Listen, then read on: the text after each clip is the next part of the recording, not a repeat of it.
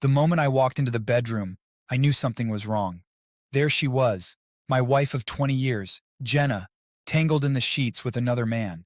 The shock hit me like a freight train, my heart plummeting into an abyss of despair. The betrayal was a dagger through my soul, twisting with every heartbeat. "David, what are you doing here?" Jenna's voice quivered as she hastily pulled the covers up, trying to shield her nakedness. The man beside her scrambled to gather his clothes, his face a mask of fear and shame. "I could ask you the same question, Jenna," I replied, my voice icy and steady despite the turmoil inside me. "Who is this? How long has this been going on?"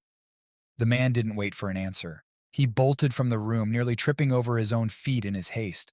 Jenna's eyes were wide, filled with a mix of guilt and panic. She opened her mouth to speak, but no words came out. "How long, Jenna?" I demanded again, my patience thinning.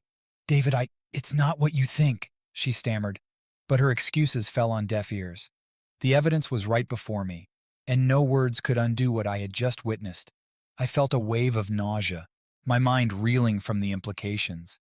20 years of marriage, 20 years of building a life together, all shattered in an instant. Our children, our home, everything was now tainted by this moment of infidelity. Unable to stand the sight of her any longer, I turned and left the room. I needed air. I needed to think. I stumbled out into the yard, my thoughts a chaotic swirl of anger, hurt, and disbelief. How could she do this to me? To us? As the cool evening air hit my face, I tried to piece together the fragments of our life. Had there been signs I had missed? Late-night phone calls, unexplained absences, the distance that had grown between us over the past few months. It all made sense now, but it was too late. I needed to confront Jenna, to get answers, but more importantly, I needed to figure out what came next. This wasn't just about her betrayal. It was about our family, our future. My mind raced with questions and scenarios, but one thing was clear. Our lives would never be the same. Returning to the house, I found Jenna still sitting on the bed, wrapped in a sheet, tears streaming down her face. "David, please let me explain," she pleaded. I held up a hand to silence her. "Save it, Jenna. I don't want your excuses. I want the truth. How long has this been going on?" She looked down, unable to meet my gaze. "A few months," she whispered. "I didn't mean for it to happen. I was lonely." "Lonely?" I echoed, incredulous. "We have a family, Jenna. We have responsibilities. How could you be so selfish?" Her sobs grew louder, but I couldn't find it in myself to comfort her. The love I once felt was buried under layers of hurt and betrayal. I knew then that there was no going back, no salvaging what was left of our marriage. That night, as I lay on the couch, unable to sleep, I made a decision. I wasn't going to let Jenna's betrayal destroy me. I was going to fight back, to protect my children and reclaim my life. She had started this war, but I was going to end it. The next few weeks were a blur of anger and planning. I gathered evidence, hired a private investigator, and consulted with a lawyer. I was meticulous, leaving no stone unturned. If Jenna thought she could walk away from this unscathed, she was sorely mistaken. The day I presented her with the divorce papers, I saw the realization dawn in her eyes. She knew she had lost, that her actions had consequences far beyond a simple affair. Our children deserved better, and I was going to make sure they got it. As I watched her leave, the weight of the past months lifted slightly. There was still a long road ahead, but I was ready to face it. My life, our life, would never be the same, but I was determined to rise from the ashes of our broken marriage. And so began my journey of rebuilding, of reclaiming what was mine. Jenna had underestimated me, but she would soon learn that I was not a man to be crossed. My nuclear revenge had only just begun. In the weeks following that fateful night, the emotional weight of Jenna's betrayal bore down on me relentlessly. Each day was a struggle, every moment a reminder of the life I once had and the stark reality I now faced. The house felt empty and cold, filled with ghosts of memories that no longer brought comfort. I couldn't focus at work. My colleagues noticed my distracted state, but I offered no explanations. I didn't want to share my agony with anyone. Instead, I retreated into myself, drowning in the pain of what Jenna had done. The only solace I found was in the company of my children, but even they could sense that something was wrong. Nights were the worst. I would lie awake on the couch staring at the ceiling, my mind replaying the moment I walked in on Jenna with another man. Anger and sorrow battled within me, each emotion pulling me deeper into despair. I knew I couldn't continue like this. I needed to confront Jenna and get the answers I desperately sought. One evening, after putting the kids to bed, I finally gathered the courage to face her. She was sitting in the kitchen, a glass of wine in hand, eyes red from crying. I sat down across from her, the silence between us heavy and oppressive. "Jenna, I need to understand," I began, my voice strained but steady. "Why? Why did you do it?" She looked at me, tears welling up again. "David, I don't know what to say. I never wanted to hurt you. I was lonely. You were always so busy with work, and I felt like you didn't have time for me anymore." Her words cut deep, but I couldn't let her see how much they affected me. "So, you decided to betray our marriage? To throw away 20 years for what? For a fling?" "It wasn't just a fling," she whispered, her voice barely audible. "I thought I loved him." The revelation hit me like a ton of bricks. It wasn't just physical, it was emotional. She had given her heart to someone else, and that hurt more than anything.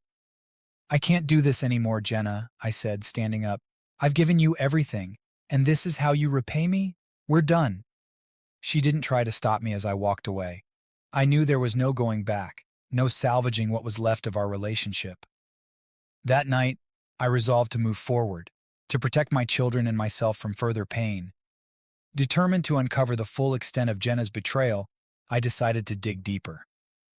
I hired a private investigator, a man named Rick, who came highly recommended by a colleague. He was discreet and efficient, exactly what I needed. Rick and I met in a small coffee shop on the outskirts of town. He was a no-nonsense kind of guy, with a demeanor that inspired confidence. As we sat down, I handed him a folder containing all the details I had gathered so far. "I need you to find out everything you can about this man and their relationship," I said, my voice firm. "I want to know how long this has been going on, and if there's anything else I need to be aware of." Rick nodded, taking the folder. "I'll get to work right away. I'll need a couple of weeks, but I'll keep you updated on my progress." Those weeks felt like an eternity. I tried to go about my daily routine, but the anticipation of what Rick might uncover gnawed at me. Every time my phone buzzed, my heart raced, hoping for an update. Finally, Rick called. "David, I have some information. Can we meet?" We arranged to meet at the same coffee shop. Rick looked grave as he handed me a new folder. "It's worse than we thought. Jenna has been seeing this man, Mark, for nearly a year. They met through a mutual friend, and it escalated quickly." I flipped through the photos and documents Rick had provided. There were pictures of them together, messages exchanged, and even a few receipts from trips they had taken. My stomach churned as I realized the extent of their deception. "She's been lying to me for a year," I muttered, more to myself than to Rick. "I need to talk to my lawyer." Rick nodded. "I understand. If you need any more information, just let me know." Leaving the coffee shop, I felt a renewed sense of purpose. I was no longer a passive victim of Jenna's betrayal. I was taking control of the situation. Armed with the evidence Rick had gathered, I made an appointment with my lawyer, determined to protect my interests and those of my children. One of the hardest parts of this entire ordeal was telling our children the truth. They were young, innocent, and didn't deserve to be caught in the middle of this mess. But they had a right to know, and I needed to explain what was happening in a way they could understand. One evening, I gathered them in the living room. They sat on the couch, their eyes wide with curiosity and concern. Taking a deep breath, I began.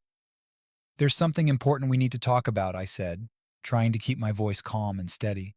"You've probably noticed that things have been different lately, and I want to explain why." I saw the fear in their eyes, and it broke my heart. "Your mom and I, we're going through a tough time right now. We've decided that we should live apart." "Are you getting a divorce?" my eldest Ethan asked, his voice trembling. "Yes," I admitted, feeling a lump in my throat. "But it's not because of you. We both love you very much, and we'll always be here for you. This is between your mom and me." "But why?" my younger daughter Lily asked, tears streaming down her face. I struggled to find the right words.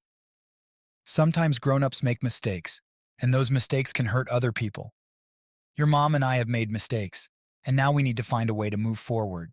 They cried, and I held them, trying to reassure them that everything would be okay.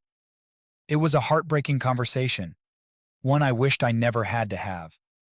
But they needed to know the truth, and I needed to be honest with them. As the days went by, we tried to adjust to our new reality. Jenna moved out, and I took on the role of both parents. It wasn't easy, but we managed. I focused on my children, making sure they felt loved and supported. Their well-being was my top priority, and I vowed to do everything in my power to protect them from the fallout of Jenna's actions. The road ahead was uncertain, but I was ready to face it. With my children by my side, I knew we could weather any storm. Jenna's betrayal had shattered our family, but it had also made me stronger and more determined. This was just the beginning of our journey, and I was prepared to fight for our future. The day after telling the children, I knew it was time to consult a lawyer to discuss the next steps. The weight of the situation pressed heavily on my shoulders, but I was determined to protect my children and secure our future. I made an appointment with Tom, a highly recommended family law attorney who had a reputation for being both compassionate and tough. Walking into Tom's office, I felt a mixture of apprehension and determination. The walls were lined with books and legal documents, and Tom, a middle-aged man with a calm demeanor, greeted me warmly. "David, I understand this is a difficult time for you," he began as we sat down. "Why don't you start from the beginning and tell me everything?" I recounted the events of the past few weeks, from discovering Jenna's affair to hiring the private investigator and gathering evidence. Tom listened intently, occasionally taking notes. When I finished, he leaned back in his chair and sighed. "David, it's clear that Jenna's actions have deeply affected you and your family. The first step is to file for divorce and ensure that we protect your interests and those of your children." He outlined the process: filing the petition, serving Jenna with the papers, and preparing for potential custody battles. He also recommended that I document everything related to our children's lives and my involvement in their upbringing. "We'll need to prove that you are the more stable and reliable parent," Tom explained. "Given Jenna's actions, this should work in our favor, but we need to be thorough." As I left Tom's office, I felt a sense of relief. I had a plan, and I was ready to move forward. The road ahead would be challenging, but I was prepared to fight for my children and our future. Following Tom's advice, I immersed myself in gathering evidence and documenting every aspect of my life with the children. I collected photos, receipts, school reports, and anything else that could demonstrate my involvement and commitment as a father. I also started a journal, detailing daily interactions with the kids, their activities, and any significant events. This journal became a lifeline, a way to channel my emotions and focus on what truly mattered: my children's well-being. Rick, the private investigator, continued to dig deeper into Jenna's relationship with Mark. He uncovered more incriminating evidence, including financial transactions and communications that painted a clear picture of their affair. This information would be crucial in the upcoming legal battles. Meanwhile, I maintained a semblance of normalcy for the kids. I made sure they attended their extracurricular activities, helped them with their homework, and spent quality time with them. It was exhausting, but their smiles and laughter were worth every effort. One evening, as I was going through some documents, Ethan approached me. "Dad, are we going to be okay?" I looked into his worried eyes and nodded. "Yes, Ethan. We're going to be okay, I promise." His trust in me was unwavering, and I was determined not to let him down. Every piece of evidence, every documented moment, brought me closer to securing a stable future for my children. Jenna had made her choices, and now it was up to me to protect my family. With the evidence in hand and legal preparations underway, it was time to confront Jenna one last time before serving her with the divorce papers. I arranged to meet her at a neutral location, a small park where we could talk privately. Jenna arrived, looking anxious and worn. The reality of her actions and their consequences was beginning to sink in. We sat on a bench, the tension between us palpable. "Jenna, I've hired a lawyer, and I'm filing for divorce," I said, handing her a copy of the petition. "I've also gathered evidence of your affair with Mark. This isn't just about us anymore. It's about the kids and their future." She glanced at the papers, her eyes filling with tears. "David, I never meant for it to get this far. I'm so sorry." "Sorry isn't enough," I replied, my voice firm but calm. "You've broken our trust and hurt our family. We need to move forward, and that means making sure the children are taken care of." I'm seeking full custody.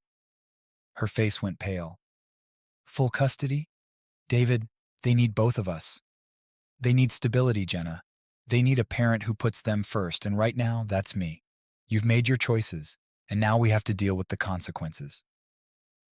She didn't argue further. Perhaps she knew that any resistance would only make things worse. The weight of her actions had finally caught up with her, and she realized that she had lost not just me, but also the trust of our children. As I walked away, I felt a sense of finality. There was no turning back now. The path ahead was clear, and I was ready to fight for my family's future. With the divorce papers served, the legal process began in earnest. Tom and I worked tirelessly to prepare for the upcoming court hearings. He guided me through every step, ensuring that we left no stone unturned. We compiled all the evidence Rick had gathered, along with my journal entries and documentation of my involvement in the children's lives. Tom stressed the importance of being thorough and organized. This wasn't just a custody battle, it was a battle for my children's stability and well-being. The court date loomed closer, and the stress was overwhelming at times, but I remained focused on my goal. I attended every meeting with Tom, reviewed every piece of evidence, and prepared myself mentally for what lay ahead. The children, though unaware of the legal intricacies, could sense the tension. I tried my best to shield them from the stress, keeping their routines as normal as possible. We continued with our usual activities, and I made sure to spend quality time with them, reinforcing my love and commitment. One evening, as I tucked Lily into bed, she looked up at me with her big, innocent eyes. "Daddy, are we going to be a happy family again?" Her question broke my heart, but I smiled and hugged her tightly. "Yes, sweetheart, we're going to be happy, I promise." The day of the court hearing arrived. I dressed in my best suit, feeling a mix of nerves and determination. As I walked into the courtroom, I glanced at Jenna. She looked defeated, knowing that her actions had led us to this point. The proceedings were intense. Tom presented our case with precision, highlighting the evidence of Jenna's affair and her neglect of our children. I testified about my commitment to our family and my role as a father. It was emotionally draining, but I knew it was necessary. Finally, the judge reviewed the evidence and listened to our arguments. The room was silent as he prepared to deliver his verdict. My heart pounded in my chest and I held my breath. Based on the evidence presented, I grant full custody of the children to David. Jenna will have visitation rights, but the primary residence and decision-making authority will remain with David. A wave of relief washed over me. I had won. I had fought for my children, and I had succeeded. As I left the courtroom, I felt a sense of closure. The battle was far from over, but I had taken the first crucial step toward securing a stable future for my family. Jenna approached me outside the courtroom, her eyes filled with regret. "David, I'm truly sorry for everything." "I know, Jenna," I replied, my voice soft but firm. "But now it's time to move on. We have to focus on what's best for the kids." She nodded, tears streaming down her face. "I understand. I'll do whatever it takes to make things right." As I walked away, I knew that the journey ahead would still be challenging, but with the support of my children and the strength I had found within myself, I was ready to face whatever came next. Our lives had been forever changed, but we were moving forward, one step at a time. With the legal battle behind me, my focus shifted to securing a stable and happy life for my children. But I still felt a burning need for justice, not just for myself, but for the damage Jenna had inflicted on our family. I knew that her actions had consequences beyond our personal lives, and I decided it was time for the world to know the truth. I reached out to a local journalist, Karen, who had a reputation for exposing hidden scandals. We met in a quiet cafe, away from prying eyes. As I laid out the details of Jenna's affair and the impact it had on our family, Karen listened intently, her expression a mix of empathy and professional curiosity. "This is a powerful story, David," she said, taking notes. "It's not just about the affair, it's about the betrayal of trust and the fallout on your family. Are you sure you want to go public with this?" I nodded, my resolve unwavering. "Yes, people need to know what she did. She needs to face the consequences of her actions." Over the next few weeks, Karen worked diligently on the story. She interviewed friends, colleagues, and even neighbors who had witnessed the strain in our marriage. She also gathered additional evidence from Rick, the private investigator, to corroborate the details. The day the story was published, it caused a sensation. The headline read, "Betrayal and Broken Trust, a Husband's Journey Through Infidelity and Divorce." The article painted a vivid picture of Jenna's deceit and the pain it caused our family.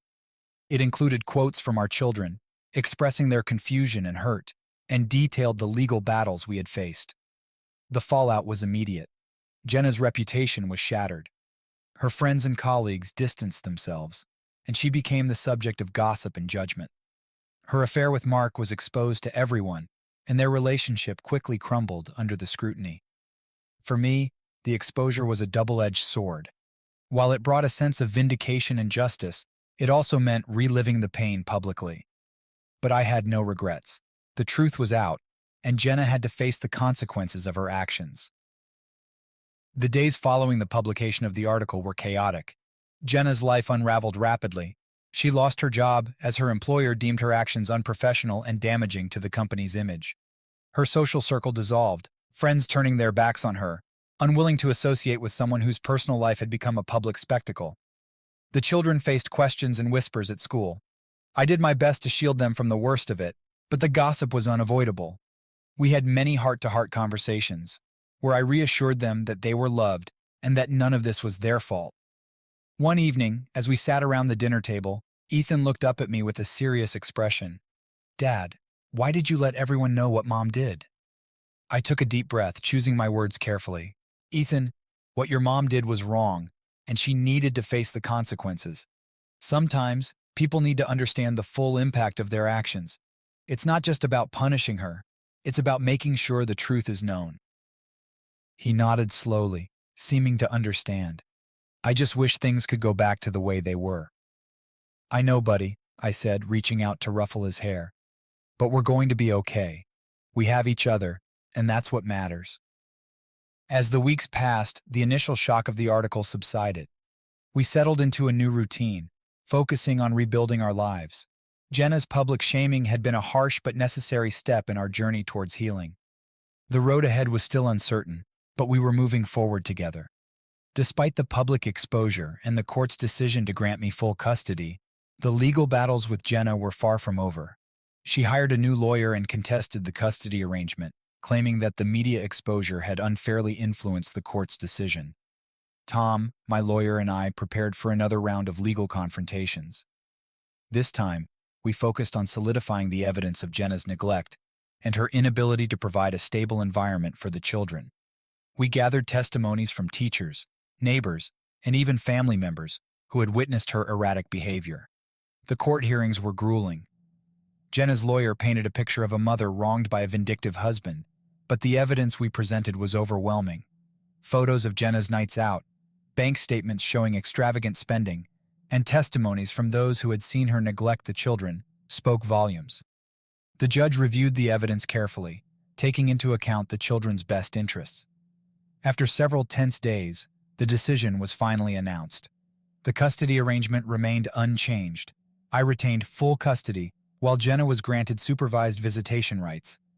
Jenna's reaction was a mix of anger and resignation. She realized that her actions had irreparably damaged her relationship with our children and that she needed to work hard to rebuild their trust. As we left the courtroom, I felt a sense of relief.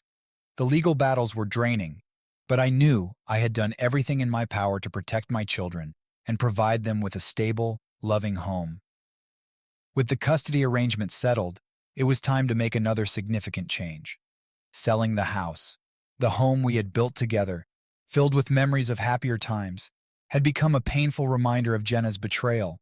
It was time for a fresh start. I contacted a real estate agent, and we began the process of listing the house. We cleaned, decluttered, and staged it to appeal to potential buyers. The children were initially resistant to the idea, but I explained that moving to a new place would help us leave the past behind and create new memories. One sunny Saturday, we held an open house. Potential buyers walked through the rooms, commenting on the spacious layout and the beautiful backyard. I watched as they admired the house, feeling a mix of sadness and anticipation. This place had been our home for 20 years, but it was time to let go. A young family eventually made an offer, and after some negotiations, we accepted. The closing process was swift, and soon we were packing up our belongings and preparing to move. On the day of the move, I took one last walk through the empty house. Each room echoed with memories, but I felt a sense of closure. This chapter of our lives was ending, and a new one was beginning. We moved to a smaller, cozy house in a different part of town. The children adjusted quickly, excited by the change and the prospect of new beginnings. We decorated the new house together, filling it with laughter and love. As I stood in our new living room watching the kids play, I felt a renewed sense of hope. The journey had been painful and challenging, but we had come through it stronger and closer as a family. Jenna's betrayal had broken us, but it had also forged an unbreakable bond between me and my children. Our new home was a symbol of resilience and new beginnings. We had weathered the storm, and now we were ready to embrace the future together. Moving into our new house marked the beginning of a fresh chapter in our lives. The physical distance from the old house, where so much pain and betrayal had occurred, brought a sense of relief and hope. The new house, though smaller, was cozy and filled with potential for new memories. It was a blank slate, and we were ready to fill it with joy and love. The first few weeks were a whirlwind of unpacking, decorating, and settling in. I let the kids choose the colors for their rooms and helped them decorate according to their tastes. Ethan opted for a deep blue, reminiscent of the ocean, while Lily chose a soft lavender that gave her room a peaceful, calming vibe. We spent weekends visiting local markets, picking out furniture, and adding personal touches to every corner of our new home. One Saturday afternoon, as we were arranging the living room, Ethan found an old family photo album. We sat down together, flipping through the pages filled with pictures of happier times. There were photos of birthdays, holidays, and family vacations, all capturing moments of joy and togetherness. The kids laughed at their younger selves, and I felt a pang of nostalgia mixed with sadness. Despite everything, those memories were still precious. "Dad, do you remember this trip?" Lily asked, pointing to a photo of us at the beach. I smiled. "Yes, that was one of our best vacations. You two built the biggest sandcastle I've ever seen." Lily giggled. "And you helped us build a moat around it." "Yeah," Ethan added. "We spent the whole day there, and then we had ice cream for dinner." As we reminisced, I realized that while the past held both good and bad memories, it was up to us to create a future filled with positive experiences. We couldn't erase the pain, but we could build new, happier memories together. To help the kids adjust to their new surroundings, I encouraged them to get involved in local activities. Ethan joined a soccer team, and Lily signed up for ballet classes. I made it a point to attend every game and recital, cheering them on and showing my support. It was important for them to know that, despite the changes, I was always there for them. The community welcomed us with open arms. Our neighbors were friendly and supportive, often inviting us over for barbecues and gatherings.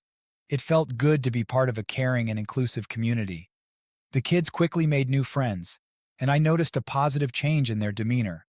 They were happier, more relaxed, and seemed to be adjusting well to our new life. One evening, after the kids had gone to bed, I sat on the porch, reflecting on the past few months. The journey had been incredibly challenging, but we had come through it stronger and closer as a family. The new house symbolized a fresh start, a chance to rebuild our lives on our terms. I was determined to make the most of it. As I looked at the stars, I felt a sense of peace. The pain of Jenna's betrayal was still there, but it was no longer overwhelming. We were moving forward step by step, creating a new life filled with hope and love, and that, I realized, was the most important thing. As time passed, I focused on rebuilding trust with my children. The ordeal had taken a toll on them, and I needed to ensure they felt secure and loved. I wanted them to know that despite the upheaval, they could always rely on me. I started by establishing a routine. Stability and predictability were essential for the kids, especially after everything they had been through. We had regular family dinners, where we would talk about our day, share stories, and discuss any concerns they might have. These dinners became a cornerstone of our new life, providing a sense of normalcy and connection. Ethan and I began a tradition of weekend fishing trips. We would wake up early, pack some snacks, and head to a nearby lake. These trips were more than just a hobby. They were an opportunity for us to bond and talk openly. On one of these trips, Ethan opened up about his feelings. "Dad, do you think things will ever be normal again?" he asked, casting his line into the water. I thought for a moment before answering. "Ethan, normal can mean a lot of different things. Our lives might look different now, but that doesn't mean they can't be good. We're creating a new kind of normal, one that's built on honesty and love."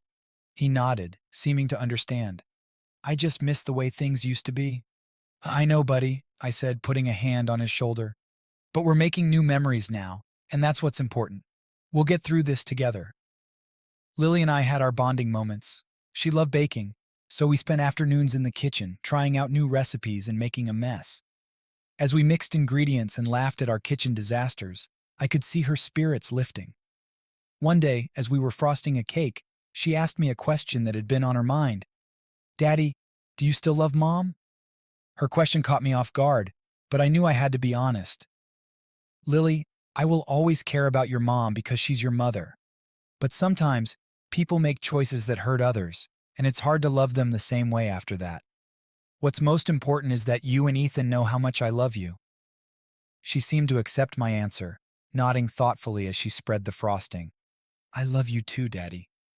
In addition to these one-on-one moments, we started new family traditions. We had movie nights every Friday, where we would take turns picking a film to watch together. We also began volunteering at a local animal shelter on weekends, which not only brought us closer, but also taught the kids the value of giving back to the community. Through these activities and conversations, I noticed a gradual shift in the kids. They were becoming more open and trusting, more willing to share their thoughts and feelings. It was a slow process, but every small step was a victory. I also sought professional help to ensure we were all coping healthily. We started seeing a family therapist, Dr. Miller, who specialized in helping families navigate difficult transitions. Dr. Miller provided a safe space for the kids to express their emotions and taught us valuable tools for communication and healing. During one of our sessions, Ethan admitted that he often felt guilty for not being able to prevent the divorce. Dr. Miller gently explained that the responsibility was never his and that the choices made by adults were beyond his control. It was a breakthrough moment for Ethan, and I could see the weight lifting from his shoulders. Lily, on the other hand, expressed her fear of losing me as well. Dr. Miller helped us work through these fears, reinforcing that my love and commitment to them were unwavering. We practiced mindfulness exercises and learned ways to manage our emotions constructively. As we continued therapy, I saw my children gradually regain their confidence and sense of security. They laughed more, engaged more actively in school, and formed new friendships. It was heartening to witness their resilience and growth.